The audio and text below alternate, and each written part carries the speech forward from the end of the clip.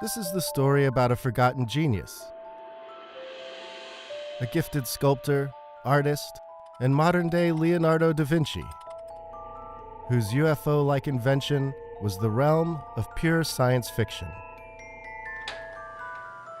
But it's also a story about this man, his fixation with the past, and living on borrowed time.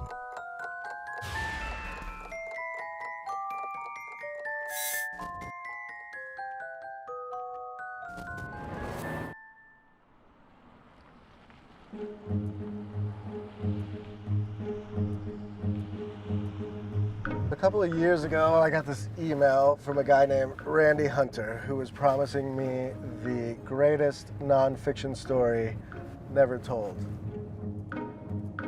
It was about this inventor who lived here in the outskirts of Silicon Valley.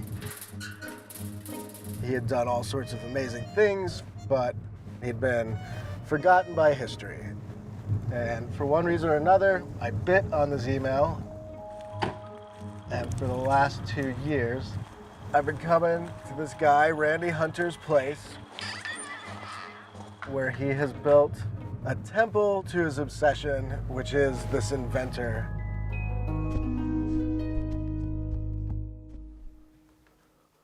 What are you doing in here, man? I got another big batch of photos. We got a few minutes to look at this? Yeah.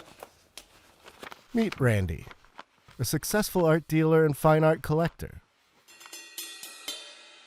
And this is the guy he wants everyone to know about, Alexander Weigers.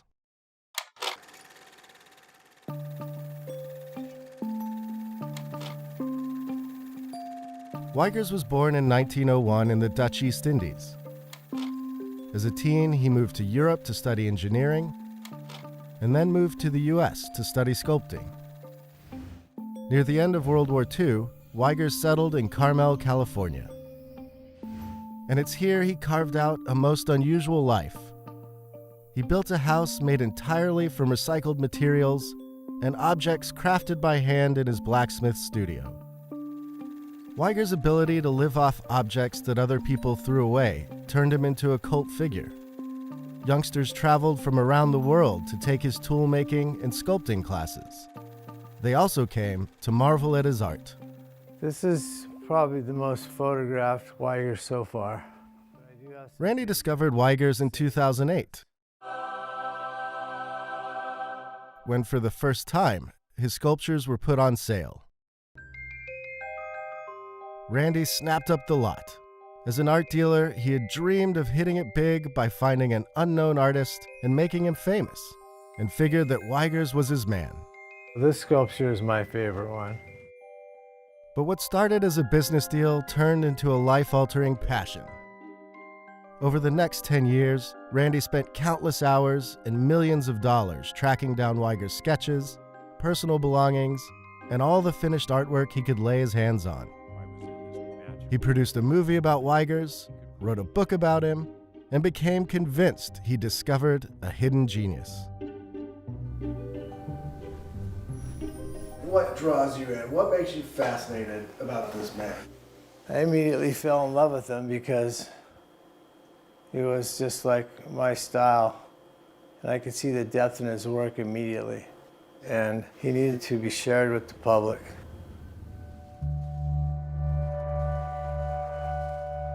The version of Randy you're seeing is more sedate than the affable, chatty salesman I first met. In late 2017, he started to lose a multi-year battle with cancer, and painkillers made it tough to get around and think straight. Go ahead. Sure. A few months ago, his cancer came back, and as you'll see, he's not at his best. He's not the same guy that he used to be, and it's a difficult part of the story. His whole mission has been to make this Weigers man as famous as he can be, and Randy might not get to see the end of that story. This is his drawings, blueprints. Okay, how do you find all this? Look at this, man. This is all these letters. Digging, man.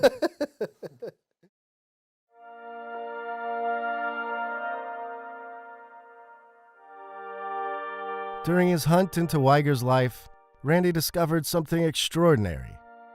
Hand-drawn designs for an exotic aircraft dating back to the 1920s. Alex appeared to have invented the very first flying saucer. That was an amazing find in itself.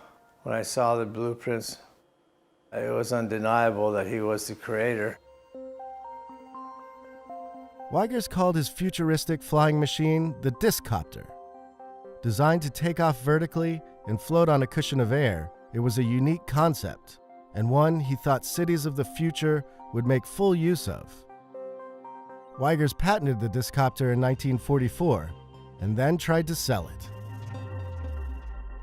He starts sending all of these letters to all kinds of companies, telling them about his invention.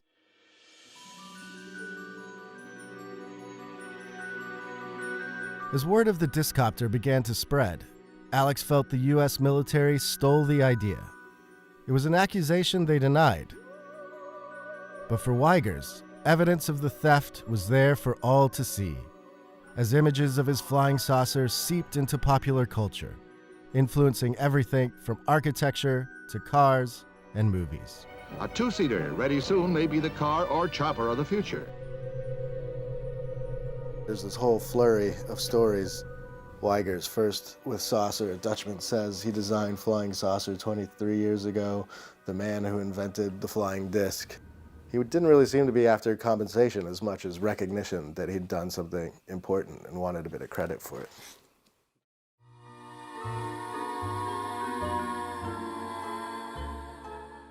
Spoiler alert, the Discopter never became a reality.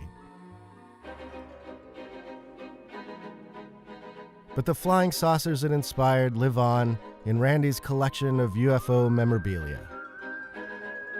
This is the room that I think of as the ultimate Randy room. This is the tribute to the Discopter.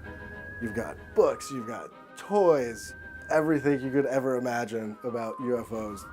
To me, this room has always represented the heart of who Randy is. He's this guy with a passion that I think we would all envy and hope to have for something, but also that bit of his character where he can go too far and gets obsessed to the point where some people, I think, would think he's a little nuts. How has your family and friends reacted to this over years as you've gotten deeper into it? Do they think you're a crazed man or... How crazy you are, I think, depends on how much money you spend on your project.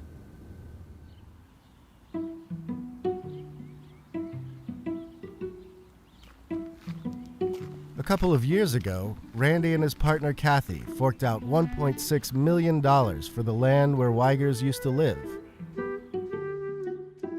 While the original house is gone, Randy's been busy, turning his new home into a temple to all things Weigers. This is Randy's workshop, and this is the room that I think ties him and Alex together. There's a mix of Randy and Alex's tools and the molds of Weigers' sculptures all lined across the room. Outside, work has started on rebuilding Weigers' artist studio and blacksmith shop. And there are plans for a brand new Weigers museum, and a UFO fire pit is also in the works. It'll be shaped like a Discopter. And when you're actually burning a fire, it would be obvious from 100 feet in the air that there's a flying saucer on this property. You might think Randy has more money than sense. And let's face it, he hasn't managed to make Alexander Weigers and the Discopter household names. At least not yet. But in Weigers, Randy discovered a kindred spirit. A man who chose to live by his own rules and who created a legacy using his own two hands. What would you say to Alex if you saw him now? I wondered if you had dreamed about that moment or anything. I did dream about meeting him. Yeah? Figured it was the spirit of Weigers, basically telling me I'm doing the right thing and I should continue with my mission.